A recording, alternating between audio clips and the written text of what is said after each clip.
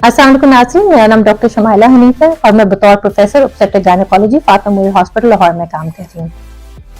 आजकल रमजान का महीना चल रहा है और हमारे क्लिनिक में प्रेग्नेंट खवातीन का एक बहुत ही इम्पोर्टेंट क्वेश्चन होता है कि क्या हम प्रेगनेंसी में रोजे रख सकते हैं या नहीं।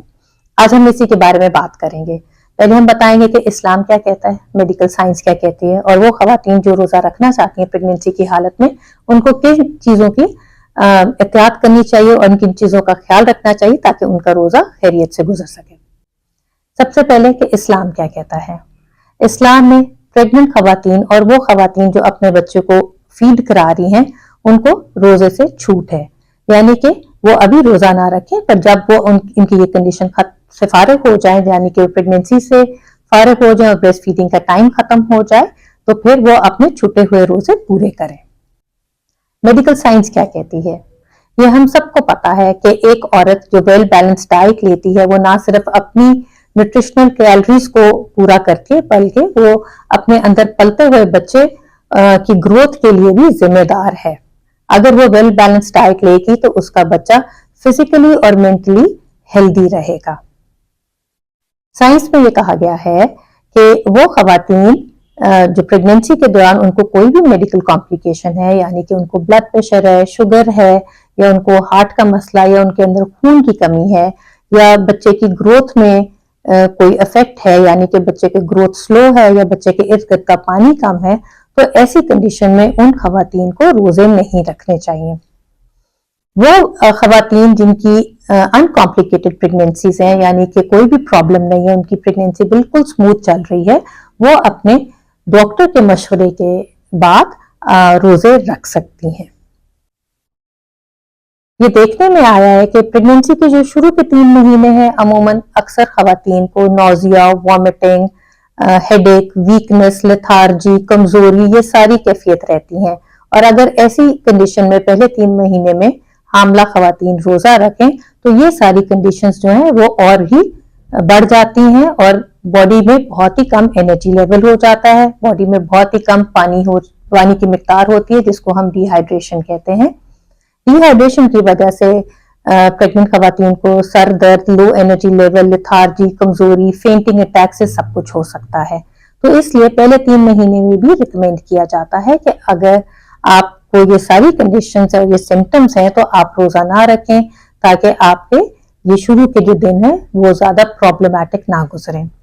जो बीच के 3 महीने यानी कि चौथा, पांचवा और छठा महीना, अमूमन इसमें कोई इतने प्रॉब्लम्स नहीं होती, और अगर आपकी बॉडी इस काबिल है कि आप रोजा रख सकते हैं तो आप इस टाइम के दौरान रोजा बिल्कुल रख लें।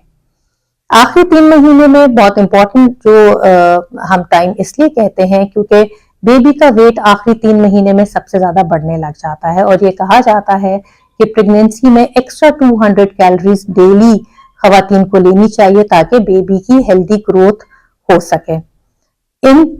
इस टाइम पीरियड में भी अगर आपको लगता है कि आप पूरे दिन का रोजा रख सकते हैं तो आप रख लें, पर अगर आप में हिम्मत नहीं है, आप में लो एनर्जी लेवल्स हैं, तो आप जो है रोजे अभी ना रखें, बाद में फारिग होने के बाद आप रोजे अपने पूरे कर लीजिएगा। अब हम बात करेंगे कि अगर आप अनकॉम्प्लिकेटेड प्रेगनेंसी आपकी है और आप रोजा रखना चाहते हैं तो आपको कौन सी टिप्स अपनानी चाहिए, किन चीजों का ख्याल रखना चाहिए। क्योंकि बॉडी में डिहाइड्रेशन हो जाती है, सारा दिन आपका पानी अंदर नहीं जा रहा होता, तो डिहाइड्रेशन की वजह से वीकनेस भी होती है, लो एनर्जी लेवल्स भी होते हैं, सर दर्द भी होती है। तो ये रिकमेंड किया जाता है कि सहरी और अफ्तारी के वक्त आप अच्छी मिकदार पानी की लें, कम से कम 3 लीटर पानी आपको जरूर लेना चाहिए। सहरी और अफ्तारी के वक्त आपको वेल बैलेंस डाइट लेनी चाहिए। आप अवॉइड करें अननेसेसरी मीठी चीजें, क्योंकि जो मीठी चीजें हैं वो वक्ती तौर पे तो आपका एनर्जी लेवल बढ़ा देती हैं, पर लंबे घंटों के लिए आपकी एनर्जी लो रहती है। इसके बरक्स अगर आप स्लो रिलीजिंग एनर्जी प्रोडक्ट्स लें, यानी कि whole grain cereals, whole grain rice या होल ग्रेन की ब्रेड या उसकी बनी हुई रोटी लें, तो ये आपको पूरे दिन के लिए स्लोली एनर्जी प्रोवाइड करता रहता है और आपकी बॉडी वीक नहीं फील करती। इसी तरह आपको रिकमेंड किया जाता है कि आप बहुत सारी मीठी फिजी ड्रिंक्स यानी कि कोक, 7 अप, इनको भी अवॉइड करें, کیونکہ ان کو لینے کے بعد آپ کو سارا دن بہت زیادہ پیاس لگی رہتی ہے اور آپ کی باڈی ڈی ہائیڈریشن میں چلی جاتی ہے. آپ کو فریش واٹر لینا چاہیے یا آپ کوئی جوس لے لیں, اس کے اندر کوئی بھی ایڈڈ شوگر نہیں ہونی چاہیے.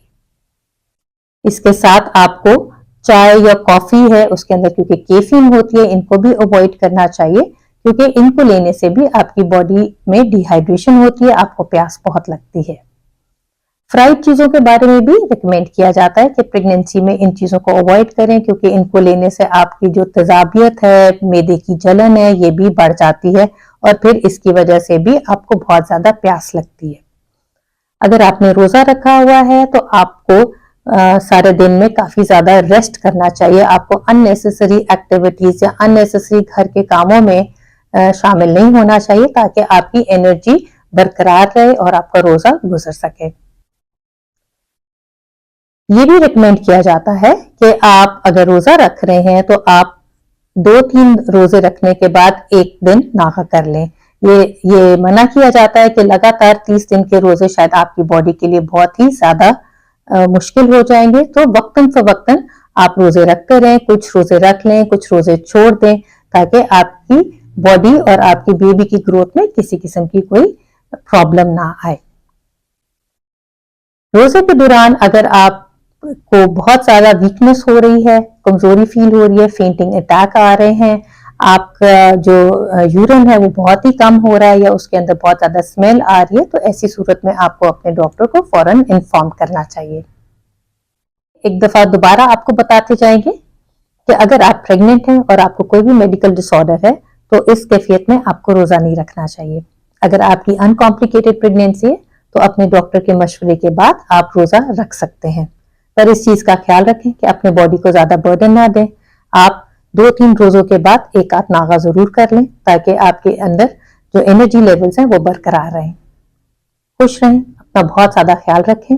ہیپی رمضان. اللہ حافظ.